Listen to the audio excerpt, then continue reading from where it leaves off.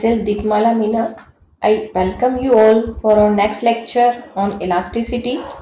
It's our third lecture. Let me start with modulus of elasticity.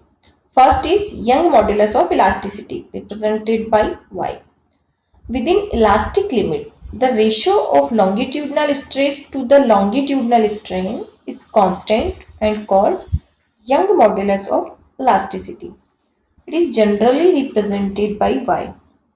Hence, within elastic limit, Y equals to longitudinal stress upon longitudinal strain. If a tensile force F is acting on area of cross section A of a wire, as a result, its initial length L gets enlonged by delta L. So we can write Y equals to longitudinal stress F upon A upon longitudinal strain delta L upon L. If we take delta L equals to L and A equals to 1 meter square, then we get Y equals to F. Hence, within elastic limit, the force acting on a unit area of cross section of a wire, which doubles the initial length of the wire, is numerically equal to the Young modulus of a wire. मतलब प्रत्यास्थता की सीमा में अनुदैर्ध्य प्रतिबल तथा अनुदैर्ध्य विकृति का अनुपात यंग का प्रत्यास्थता गुणांक कहलाता है, जिसे कि हम y से रिप्रेजेंट करते हैं। तथा यदि किसी तार के अनुप्रस्थ काट का क्षेत्रफल a हो और उस पर आरोपित बल F हो, तो अनुदैर्ध्य प्रतिबल का मान F अपॉन A होता है, ये है। तथा तार की प्रारंभिक लंबाई L में अगर डेल्टा L परिवर्तन हो तो अनुदैर्ध्य विकृति होती है डेल्टा L अपॉन L। अगर हम डेल्टा L बराबर L और A बराबर ये लें तो हमारे पास में Y बराबर जो F आता है, इसका मतलब है प्रत्यास्थता सीमा में किसी तार के एकांक क्षेत्रफल वाले काट क्षेत्र पर आरोपित वह बल जिससे तार की लंबाई दुगनी हो जाए, तार के यंग प्रत्यास्थता गुणांक के तुल्य होता है। ठीक है। सेकंड इज बल्क मॉडुलस और of elasticity represented by K. Within elastic limit, the ratio of the volume stress to the volume strain is called bulk modulus of elasticity. It is generally represented by K. So bulk modulus equals to K equals to volume stress upon volume strain. Volume stress is F upon A upon volume strain is minus delta V upon V, and F upon V can be written as P V. Okay. Now here minus sign indicates that the volume of the object decreases as pressure increases. मतलब ये क्या होता है, प्रत्यास्थता सीमा के अंदर अभिलंब प्रतिबल तथा आयतन विकृति का अनुपात आयतन प्रत्यास्थता गुणांक कहलाता है। इसे कि हम कैसे रिप्रेजेंट करते हैं, तथा इसमें जो ऋणात्मक चिन्ह है वह यह प्रदर्शित करता है, here minus sign is also because here is the minus sign, यहाँ minus sign है हमारे पास। minus sign indicates that the volume of the object decreases as pressure increases. मतलब ऋणात्मक चिन्ह यह प्रदर्शित करता है कि दाब बढ़ाने पर आयतन में कमी होती है, अर्थात संकुचन विकृति उत्पन्न होती है। The inverse of bulk modulus of elasticity is generally defined as the compressibility. Okay. Here we are having this minus sign, minus PV delta V. मतलब आयतन प्रत्यास्थता गुणांक का व्युत्क्रम संपीड्यता कहलाता है। ठीक है, नेक्स्ट है हमारे पास मॉड्यूलस ऑफ रिजिडिटी, अपरूपण गुणांक। Within the elastic limit, the ratio of shearing stress to the corresponding shearing strain is called modulus of rigidity and it is generally represented by eta. Modulus of rigidity eta equals to shearing stress upon shearing strain. Okay, shearing stress F upon A upon theta, and we have theta equals to delta L upon L. So by putting the value we get F L upon A delta L. मतलब प्रत्यास्था सीमा के अंदर अपरूपण प्रतिबल तथा अपरूपण विकृति का अनुपात वस्तु के पदार्थ का दृढ़ता गुणांक या अपरूपण गुणांक कहलाता है। Okay, this is a modulus of rigidity. Okay, now we have Poisson ratio, Poisson निष्पत्ति.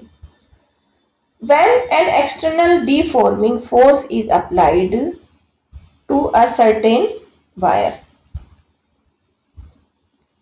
its length increases along its length. When an external deforming force is applied on a certain wire along its length increases. But in addition to the increase in length, its diameter also decreases. It means that on applying a longitudinal stress on the wire, not only the wire is elongated, but also its diameter decreases. In other words, longitudinal stress produces longitudinal strain as well as transverse strain in the wire.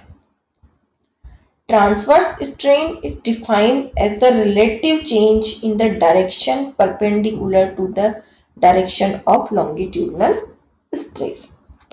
मतलब क्या है, जब किसी तार पर लंबाई की दिशा में हम बल लगाते हैं तो बल की दिशा में इसकी लंबाई में परिवर्तन के साथ साथ बल के लंबवत दिशा में इसकी मोटाई में भी परिवर्तन होता है।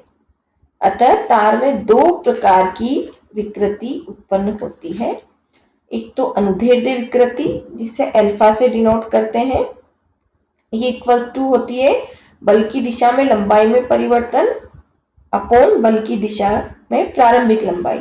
सेकंड है अनुप्रस्थ विकृति जो कि बीटा से हम डिफाइन करते हैं। ये होती है बल के लंबवत दिशा में मोटाई में परिवर्तन बटा बल के लंबवत दिशा में प्रारंभिक मोटाई।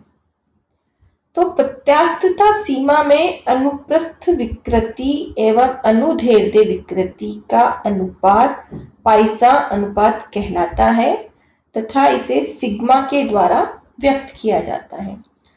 Now in case of wire or tube, the relative change in the length of the object in the direction of applied force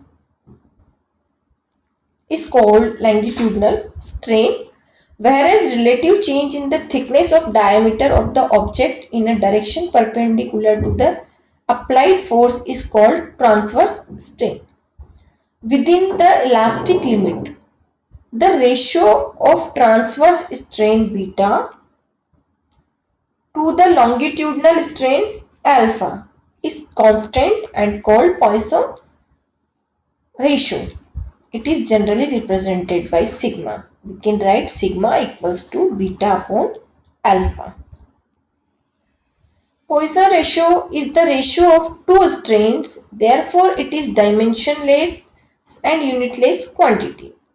If there is a change in length delta L in the wire of length L due to the application of external force along the direction of extension, and as a result the diameter d of wire contracts by an amount delta d, then we can write longitudinal strain beta equals to longitudinal strain alpha equals to delta L upon L. Similarly, transverse strain beta equals to minus delta d upon d. Okay. Here minus sign indicates that changes in length and diameter are opposite to each other. Means when length increases, diameter decreases. Okay. So we have sigma equals to beta upon alpha. By putting the value of beta and alpha, we get the value of sigma. Okay, sigma equals to minus L upon D, delta D upon delta L. This is our Poisson ratio. यह एक विमाहीन राशि है क्योंकि ये दो विकृतियों का अनुपात है. हम लेते हैं the shearing stress is equivalent to an equal tensile stress and an equal compression stress at right angles to each other. Okay, in this we are having these two figures, so we will explain this. Okay, let me consider a cube of side length L whose front face is ABCD as shown in figure. Okay, lower face CD is fixed here. This is the figure ABCD. This is the figure ABCD. We will explain. Lower face CD is fixed if a tangential force F is applied to on its upper face AB. It would produce a shear and the shearing stress is given by F upon L square. If the force F were the only force acting on the face AB, the cube would have moved in the direction of force. But as the lower face CD is fixed, and equal and opposite forces would act on the lower face CD due to application of force F on the upper face AB. Okay, let me explain this in the figure. We are having a cube of length L. This is the cube of length L. Lower face CD, this lower face CD is fixed. If we apply a tangential force on its upper surface AB, okay, here is the tangential force we applied on upper surface. This is surface AB. It would produce a shear and the shearing stress we have given this F upon L square. Okay, if the force F were the only force acting on the face AB, okay, the cube would have moved in the direction of force. But as we know that lower force CD is fixed, so an equal and opposite force would act on the lower face CD due to application of the force F on the upper face. These two forces constitute a couple. The moment of this couple FL would try to rotate the cube in the clockwise direction. Okay, try to move this in clockwise direction. But the cube does not rotate because CD is fixed.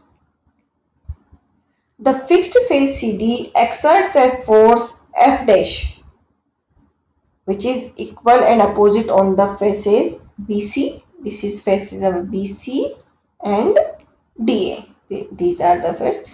This is the force F dash, equal and opposite on the faces. F dash equals to F dash equals to F, equal and opposite. These two forces constitute a couple of moment F dash L. Okay, in an anti-clockwise direction. One couple of force is in clockwise direction and the moment of that force is FL, and another force couple of force is in anti-clockwise direction which is having moment of F dash L. Okay, as the cube is in equilibrium, the moment of these couple must be equal. Means we should have in this, no, the cube is in equilibrium, the moment of these couples must be equal. Means F into AD equals to F dash CD. Means F AD F dash CD. Okay, so we can have F equals to F dash. Okay, now it is clear from the figure 2. This is figure 2. This is which we have explained there. It is clear from the figure 2, the forces acting along AB and CB. The forces acting along AB, this is AB and this is CB.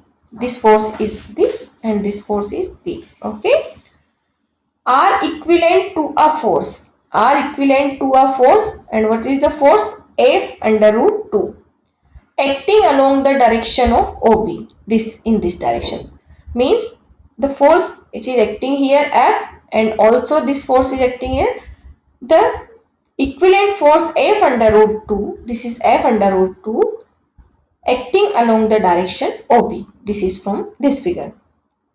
Similarly, we have the forces acting along CD. This is CD, forces acting along, this is force CD, and AD, this is AD, are equivalent to a force F under root 2 along the direction of OD. Both are similar in this AC, AB and CB, and this is along the direction F under root 2 and this is direction of OD. Okay. Thus an outward pull acting on the diagonal BD. Okay. This is the diagonal BD here at a points B and D. Here is the point B and this is the point D. Increases the diagonal length BD. Okay. Similarly, and resultant inward force F under root 2 acting on the diagonal AC. This is diagonal AC. Okay. At points A and at point C. Decrease the diagonal length AC. Okay. What we are saying here, that a force increases which is acting on the point B and D, increase the diagonal length BD, and the force on the point A and C decreases the diagonal AC. Hence, a tangential force F applied on the upper face AB, this is our upper face, here is the upper face, is equivalent to an outward force F under root 2 acting along the diagonal BD. This is. And inward force means compression force. This force is the tangential force which is applying upper face is an extension or outward force, and an inward force which we can say compression force F under root 2 acting along the diagonal AC. This is AC shown in figure. If we draw a plane perpendicular to the face ABCD, this is the face ABCD, then length of one side of the plane will be L under root 2 and length of other side of the plane will be L. Then the area, here we are having this. If we draw a plane perpendicular to the face ABCD, then length of one side of the plane will be L under root 2 and length of other side of the plane will be L under root 2. The area of this plane will be L into L under root 2. Here we will write this. Here length of one side will be L under root 2 and length of other side of the plane will be, here this is only L. This is not L under root 2. This is only L. L, only L. So the area of this plane will be L multiplied by L under root 2. So we get L square by under root 2. From figure, the extension of force F under root 2 along the diagonal BD is acting normally on this plane.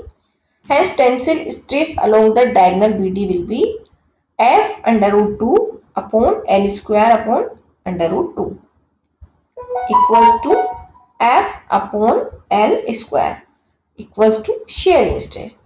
Similarly, if we draw a plane perpendicular to the face ABCD, then the area of this plane, here this is plane, ये हमारे पास plane है, will also be, this is L square under root 2, this L is here, L square under root 2. The compression force F under root 2 along the Diagonal AC is acting normally on this plane. Hence, compression stress along the diagonal AC will be compression stress equals to F under root 2 upon L square under root 2 equals to F upon L square, which is shearing stress. So we can say thus the shearing stress is equivalent to an equal tensile stress and an equal compression stress at right angles to each other. Okay, now thank you.